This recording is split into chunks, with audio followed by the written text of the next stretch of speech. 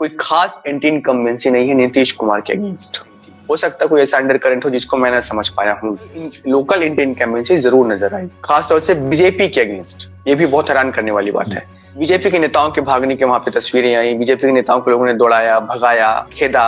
वहां पे हवाओं में एंटी बीजेपी माहौल रहा है बहुत पहले से। कि जो महिलाओं को 10,000 रुपए देने की जो बात इन्होंने की है नीतीश कुमार ने, उसका असर महिलाओं के बीच में है। अगर उनके खिलाफ एंटी इनकम्बेंसी है, अगर मोदी शाह के खिलाफ है, इसका मतलब ये है कि वहां एनडीए कमजोर पड़ेगा, और अगर एनडीए कमजोर पड़ेगा तो आपको लगता नहीं कि वहां सरकार जा सकती है? और उनका पूरा फोकस था कि जेडीयू को हराना है। कि क्या पीके वाकई एक फैक्टर है वहां पर, मतलब पीके एक फैक्टर बन गए? पीके ने कहीं से कोई ऐसा त्याग नहीं किया है, उनके बारे में कोई फकीरी का कोई विशेषण उनके साथ नहीं जुड़।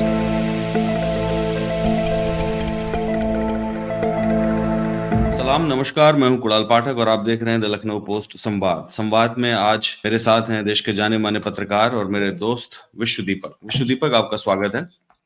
Thank you. विश्व दीपक, आज दूसरे फेज की वोटिंग हो रही है बिहार में। आप वहां लगभग 2 वीक रहे हैं।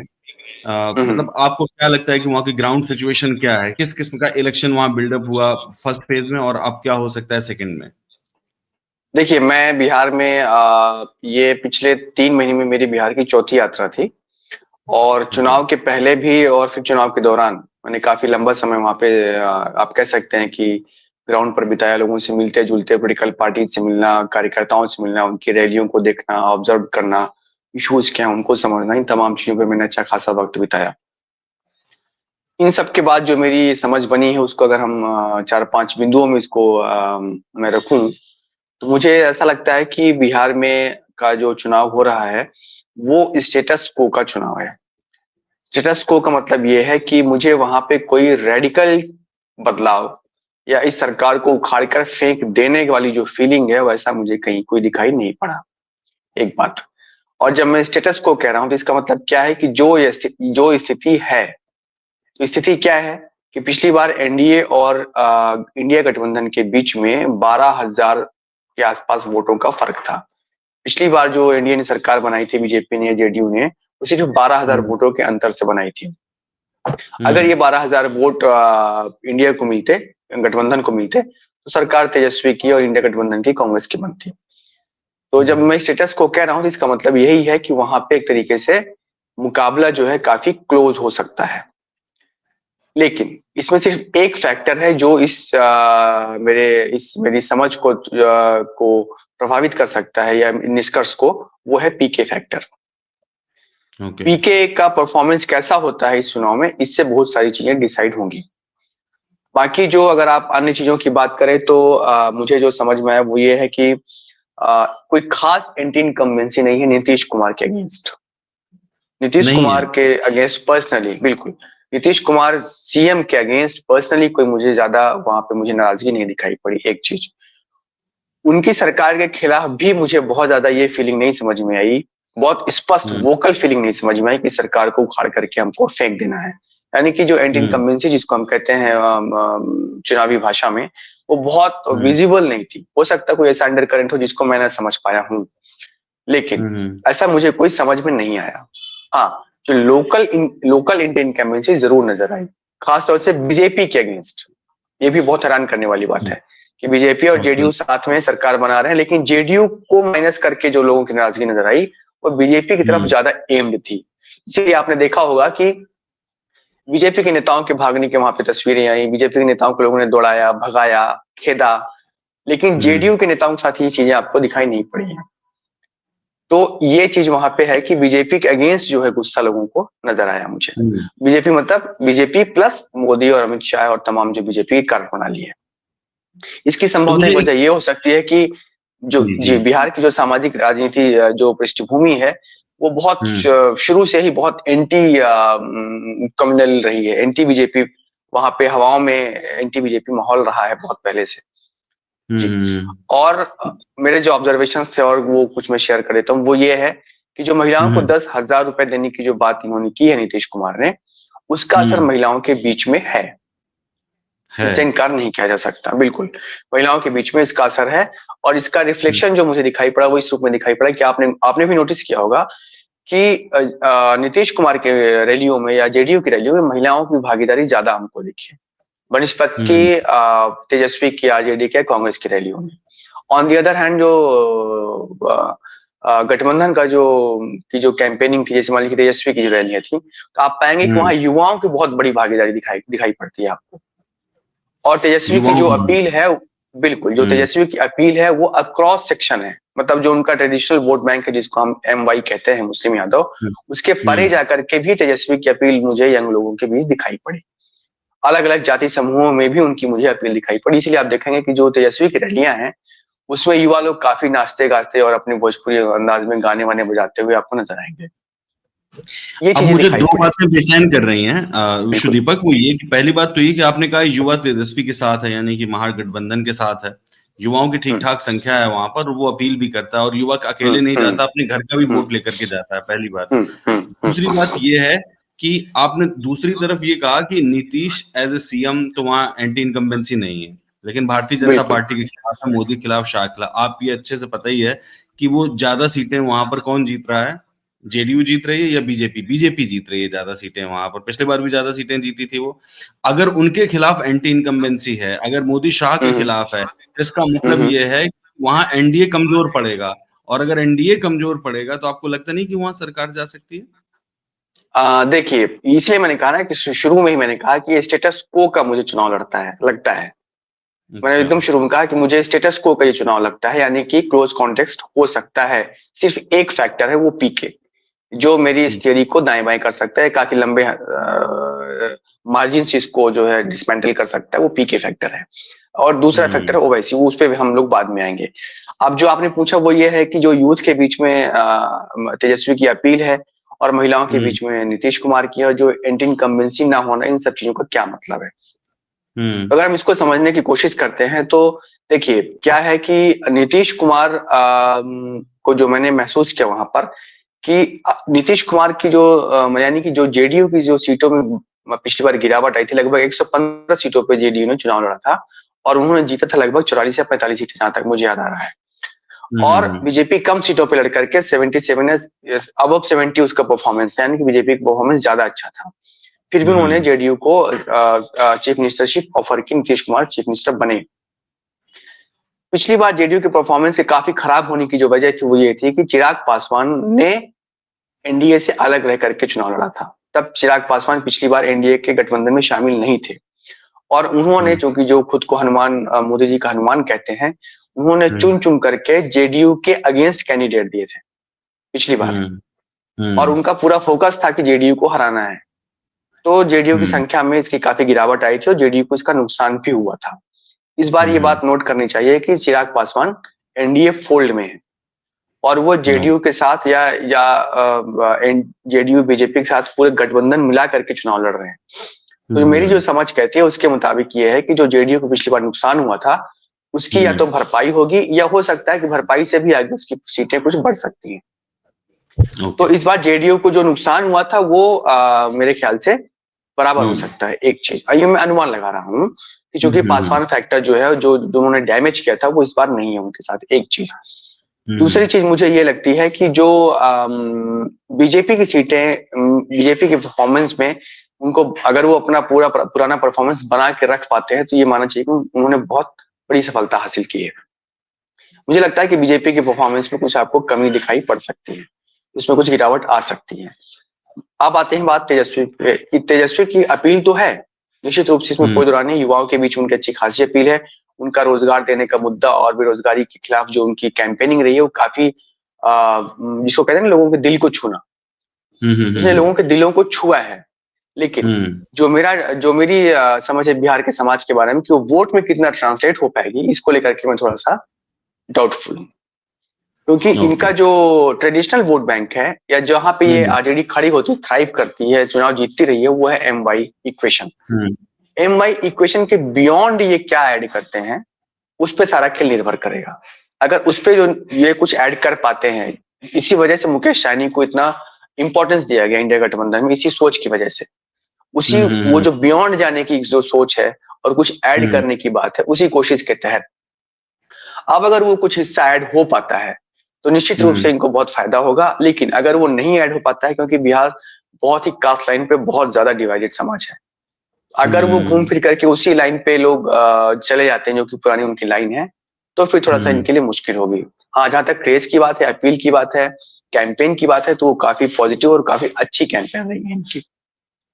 ओके, ठीक है। आप मतलब पीके फैक्टर की बात कर रहे थे, तो पहले तो मैं यही पूछूंगा कि क्या पीके वाकई एक फैक्टर है वहां पर, मतलब पीके एक फैक्टर बन गए हैं?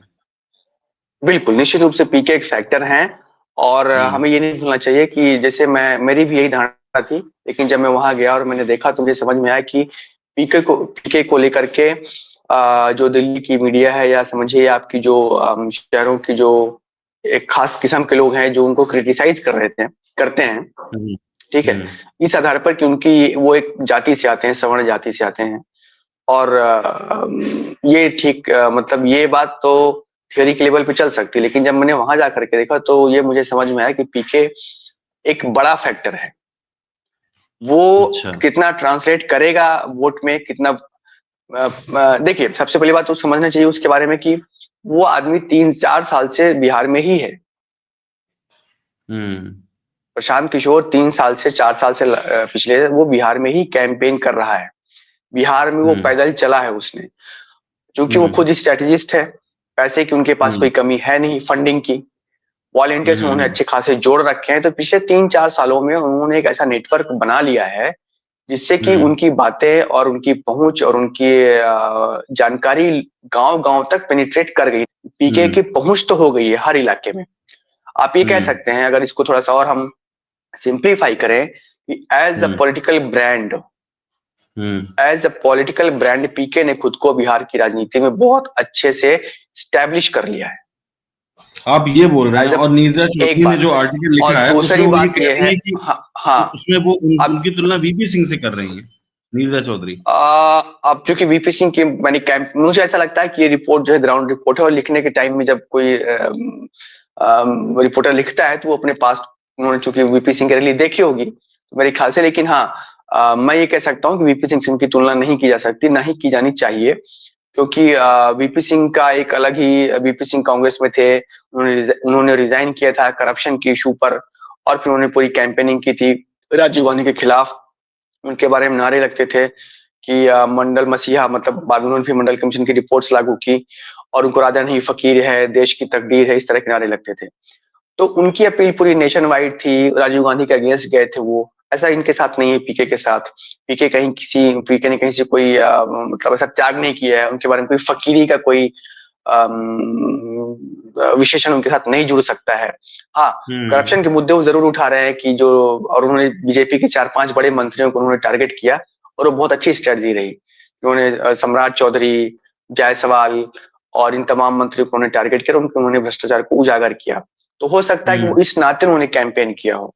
पर जो वीपी सिंह का जो स्केल था, जो उनकी व्याप्ति थी, उनका प्रभाव था, वो नेशनल पॉलिटिक्स पे था। और पीके का प्रभाव अभी बिहार में भी कितना है, ये बाद में पता हम्म। चलेगा। और वीपी सिंह के साथ तो आप देख रहे हैं कि कंसोलिडेटेड ओबीसी वर्ग जुड़ा हुआ था, बहुत मजबूती से उनके पीछे खड़ा हुआ था। पीके के बारे में तो कुछ ऐसी बात भी नहीं कि उनके पास कौन सा वर्ग जुड़ा हुआ। जब ये इलेक्शन कंप्लीट हो जाएगा, जब इसके रिजल्ट आएंगे, तब पता चलेगा कि असल में कौन सा वर्ग बिहार का उनके साथ अच्छे से जुड़ा हुआ है, कौन सा उनका रियल वोटर है, बेस वोटर है। देखिए, चूंकि बिहार की, मैंने कहा जैसे कहा ना कि बिहार की पॉलिटिक्स बहुत ज्यादा कास्ट लाइन पे बहुत ज्यादा डिवाइडेड है। लेकिन अभी जो हम्म। समझ में आ रहा है, पीके की जो अपील और उसके साथ जो लोग खड़े हो रहे हैं, उससे ये समझ में आता है कि सवर्णों के बीच में उनका बहुत ज्यादा ट्रैक्शन है, एक बात। और दूसरी बात उन लोगों के बीच में भी है जो कि बिहार की जो बाइपोलर पॉलिटिक्स है। बिहार की हम्म। पॉलिटिक्स के दो ध्रुव हैं, लालू प्रसाद यादव और नीतीश कुमार। दोनों सोशलिस्ट बैकग्राउंड से निकले हुए लोग हैं। दोनों पिछले 30 साल से, समझिए कि 90s से लेकर के अब तक बिहार को रूल कर रहे हैं। तो एक तरह से वहां पे फटीग फैक्टर भी है। दोनों के वही चुनावी वादे, वही नारे, वही बातें, वही सारी चीजें, वही पॉलिटिक्स, स्टाइल ऑफ पॉलिटिक्स, वही कुछ, उसमें कुछ नयापन नहीं है। तो वहां पे एक फटीग फैक्टर है लोगों के बीच में, और लोगों को एक तीसरे विकल्प की तलाश है, इसमें कोई दो राय नहीं है। और संभवतः पीके वही वैक्यूम को देख करके वो इस फील्ड में उतरे हैं, और उनको वो दिख रहा है कि जो वैक्यूम बना है हम्म। उसमें वो कहाँ फिट हो सकते हैं। और जो बाइपोलर वहां की जो पॉलिटिक्स है बिहार की, लालू हो चाहे हम्म। नीतीश हो, दोनों ही हम्म। सोशलिस्ट हैं। दोनों एक ही तरह की बातें करते हैं, दोनों के जो बेस लगभग एक जैसा है। हम्म। हम्म? हम्म। हम्म। तो दोनों एंटी समान पॉलिटिक्स दोनों ने की है, दोनों ने मंडल पॉलिटिक्स की है, दोनों ने सोशलिस्ट पॉलिटिक्स की बात की है। तो इन सब के दोनों के बीच में एक तीसरे विकल्प की तलाश है और संभवतः उसी को टारगेट कर रहे हैं पीके। वैक्यूम तो है वहां पर। लेकिन आप जैसे मान लीजिए वैक्यूम की बात कर रहे हैं, तो मुझे एक बात बताइए कि जो ट्रेडिशनल कास्ट वोटर हैं वो तो अपने हम्म कास्ट के पास ही जाएगा। जो कास्ट हम्म लाइन के इधर जा सकते हैं, यानी कि जो थोड़ा बहुत प्रोग्रेसिव दिखेंगे, वो यूथ होगा। वो यूथ हम्म होगा। ऐसा नहीं हो सकता है हम्म कि 60-70 साल का आदमी अचानक उसको उसको फटीग आ जाएगा। अगर कोई व्यक्ति आगे आ सकता था जो इस स्पेस बना सकता था, वो तो युवा है ना। तो युवा तो जुड़े हुए हैं तेजस्वी के साथ। तो फिर पीके के पास नहीं, कौन सा वोटर होगा? मैं बता रहा हूँ। देखिए, मैंने कहा कि पहली बात तो जो सवर्ण लोग हैं उनके बीच पीके का अच्छा खासा ट्रैक्शन है, एक बात। दूसरी बात यह है कि जो यूथ लोग हैं, जो कि तेजस्वी का या आरजेडी का जो सोशल बेस है, जो लोग वहां हम्म से आते हैं, वहां पे उनकी बहुत ज्यादा स्वीकार्यता है तेजस्वी की। और हम्म उसके बियॉन्ड भी कुछ कुछ बहुत सारे कास्ट ग्रुप्स में मैंने उनके देखा कि लोग उनको सराहते हैं कि वो अच्छी बातें करते हैं और रोजगार बहुत बड़ा मुद्दा है। हम्म लेकिन जो पीके का जो ट्रैक्शन है या पीके का जो बेस जहां पे मुझे बनता हुआ दिख रहा है, एक तो वहां पे सवर्ण है जो कि उनकी संख्या मुझे नहीं मालूम कितनी है, पर मेरे ख्याल हम्म से 14-15% कुल मिला करके होंगे वहां की पॉलिटिक्स में, सारे सारे सवर्ण को मिला के, ब्राह्मण, ठाकुर, क्षत्रिय, भूमिहार वगैरह वगैरह। एक चीज। हम्म दूसरी चीज ये है कि मैंने ऐसे लोगों को भी देखा जो कि मान लीजिए कि आरजेडी के सोशल ग्रुप से आते हैं। यादव हैं, हम्म साहू हैं, कुर्मी हैं, कोयरी हैं, या मुसहर हैं, साहू हैं, बहुत तरह के लोग हैं। हम्म वो पीके को वोट दे या ना दे, लेकिन हम्म पीके की बातें उनको ठीक लग रही हैं। जैसे कि जब पीके कनेक्ट। ये कहता है कि भाई, बिल्कुल, जैसे जब पीके ये कहता है कि भाई पिछले 30 सालों में लालू यादव ने यादवों के लिए क्या किया, केवल अपने ही परिवार के लोगों को आगे बढ़ाया। तो ये बात कहीं ना कहीं कुछ कुछ लोगों को जचती है, ये बात ठीक लगती है। जब वो कहता है कि बीजेपी करप्शन कर रही है और सम्राट चौधरी ऐसा ऐसा इसने ऐसा किया, तो उसकी वो बातें बीजेपी के लोगों को भी ठीक लगती है कि कम से कम ये भ्रष्टाचार उजागर करने की बात कर रहा है, या उसने किया। ये काम किसी और को भी करना चाहिए था। ये के साथ एक जो प्लस पॉइंट है, जो सबसे बड़ा है, वो मैं आपको बता दूं, वो ये है कि उनके पास कोई बैगेज नहीं है। उनके पास हिस्ट्री का कोई कंधे पर उनके कोई बोझ नहीं है। तेजस्वी के कंधे पर लालू यादव का बोझ है। उनका जो पास्ट है उसका बोझ है तेजस्वी के कंधे पर। उसके पास एक बैगेज है। नीतीश कुमार के पास हम्म एक बैगेज है, उनका जो जो काम करना था उनको किया जा चुका है। तो ये कुछ इनके प्लस पॉइंट है, कुछ इनके माइनस है तेजस्वी के, माइनस। हम्म बरक्स पीके के। लेकिन हम्म पीके वहां चर्चा में है, इसमें कोई दो राय नहीं है। वो हम्म कितना उन्होंने जो कैंडिडेट्स दिए हैं, लिस्ट दिए हैं, उससे ये समझ में आता है कि वो बीजेपी को ज्यादा डैमेज कर सकते हैं, डेंट कर सकते हैं। ये मेरी समझ है कि पीके के ओके। जो कैंडिडेट्स हैं और जो उन्होंने जिस हम्म तरीके से कैंडिडेट्स दिए, ऑल वो सबको करेंगे, उन्होंने हम्म सबको, वो इंडिया ब्लॉक को भी डैमेज करेंगे, लेकिन इंडिया बीजेपी को ज्यादा डैमेज कर सकते हैं, ऐसा मेरा मानना है। कितना ओके। करते हैं, कितना वोट काटते हैं, ये देखने वाली बात होगी। और उनके डेंट करने पे ही बिहार की पॉलिटिक्स का भविष्य तय हो सकता है इस बार। इस बार सीमांचल के भविष्य में। रीजन में ओवैसी, बिल्कुल सीमांचल हाँ। के रीजन में ओवैसी का हम्म भी एक फैक्टर है जिसको हम इग्नोर अच्छा। नहीं कर सकते हैं। जी, वो अहम फैक्टर है। बिल्कुल बहुत अहम फैक्टर है। और पिछली बार जो है इंडिया ब्लॉक को हराने में उसका बहुत बड़ा योगदान था। उन्होंने 5 विधायक जीते थे, और पांचों के पांचों विधायक बाद में आरजेडी में शामिल हो गए, ये एक दिग्गज बात है। पर इस बार भी उन्होंने हम्म अपने कैंडिडेट्स खड़े किए हैं। और हम्म ओवैसी जो है, ओवैसी बाहर से चाहे जो भी बातें करे, लेकिन ग्राउंड में ये बात सच्ची है, सही बात है ये, कि उनका एक अनसेड टैक्टिकल अंडरस्टैंडिंग कहीं ना कहीं राइट विंग बीजेपी के साथ या आरएसएस के साथ या उनके समर्थकों के साथ डायरेक्ट इनडायरेक्ट तरीके से रहती है। इसकी वजह अच्छा। से बिल्कुल इंडिया ब्लॉक को नुकसान होता है। और इस बार भी मैंने देखा कि उनकी जो है अपील है, लोगों में, युवाओं में, उनकी भी अपील है। उन्होंने ऐसे कैंडिडेट दिए हैं जहाँ पे कि सीमांचल इलाके में वो अच्छा खासा डेंट कर सकते हैं, जैसे उन्होंने पिछली बार किया था। और सीमांचल वो इलाका जिसमें आपको बता दूं कि अररिया, पूर्णिया, किशनगंज, समस्तीपुर के हम्म थोड़ा सा आगे जब आप जाएंगे, मधुबनी, इन हम्म इलाकों में जो है मुसलमानों का घनत्व जो है, आबादी का डेंसिटी काफी ज्यादा है। लेकिन जब आप हम्म रिजल्ट देखते हैं तो आपको बड़ी हैरान करने वाली बात समझ में आती है कि बीजेपी की सबसे अच्छा परफॉर्मेंस उसी इलाके में है जहां मुसलमानों की आबादी सबसे ज्यादा है। पोलराइजेशन अच्छा हो जाता होगा। हाँ बिल्कुल, पोलराइजेशन अच्छा हो जाता है। प्लस वहाँ हम्म इन्फ्लक्स भी बहुत ज्यादा है। वहाँ पे अच्छा। ये जो नैरेटिव है कि घुसपैठी आ रहे हैं, आते हैं, डेमोग्राफी वहाँ हम्म चेंज हुई है। इस सच को स्वीकार करने में कोई बुराई नहीं करना चाहिए। पिछले 20-25 सालों में हम्म वहाँ की डेमोग्राफी बदली है। उस वजह ओके। से क्या होता है कि वहाँ के जो हिंदू समुदाय है वो खुद को थ्रेटन फील करता है। हम्म उस थ्रेटन, जो उनके अंदर ये डर है, फियर है, उस फियर में वो हम्म एक तरह से निगेटिव वोटिंग करता है, रिएक्शनरी वोटिंग करता है, प्लस ओवैसी को मिला दीजिए आप, तो दोनों चीजें मतलब negative voting, reactionary voting plus Owaisi factor को अगर आप मिला दीजिए, तो जो तस्वीर उभर के सामने आती है उसमें यही लगता है कि इंडिया, नुकसान जो होता है उसको वो इंडिया ब्लॉक को होता है। तो कुल मिलाकर के ओवैसी और पीके ये दो फैक्टर ऐसे होंगे जो कि काफी हद तक फिर से जो है बिहार चुनाव का रिजल्ट डिसाइड करेंगे। बाकी जी ठीक है विष्णु दीपक, इस बातचीत को यही खत्म करते हैं। बातचीत करके आपसे अच्छा लगा। ठीक है, थैंक यू।